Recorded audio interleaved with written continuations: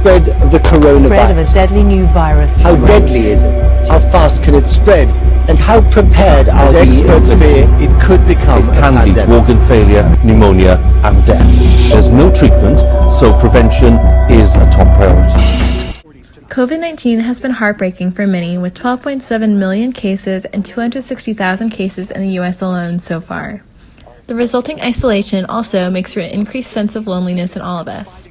However, despite this negative stimuli, hope has been and can be sustained through the power that is our response, according to Frankel. If we cannot change the situation, we have always the last freedom to change our attitude to that situation. Viktor Frankl, a Holocaust survivor, neurologist, psychiatrist, and author, explains here to us how in our lives, when we are given a stimulus, it is our choice on how we respond.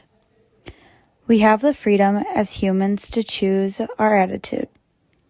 While living through a pandemic, we can choose what we make of the situation. If we follow Frankel's philosophy, we are able to keep our own hopes alive with a positive attitude.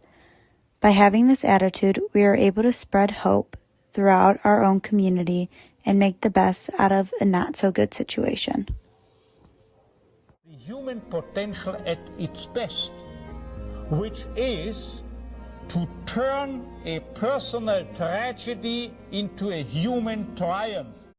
Throughout this personal tragedy to all, we have found many triumphs for this experience. Being locked at home, isolated, many of us have found the importance of social interaction. We have discovered we need our human interaction to keep hope in ourselves and others. Instead of just losing hope, we have found the good in this experience. Staying at home means spending more time with our family and having more time to ourselves. We continued to spread hope through technology. By being able to FaceTime, Zoom, and use Teams, we connected with friends, families, and classmates. Finding a way to still communicate with family and making the best of the situation, we were still able to spread hope with each other, and we were able to stay in touch and spread joy through it virtually and not giving up during this pandemic. Being able to communicate virtually allows us to take on the pandemic together.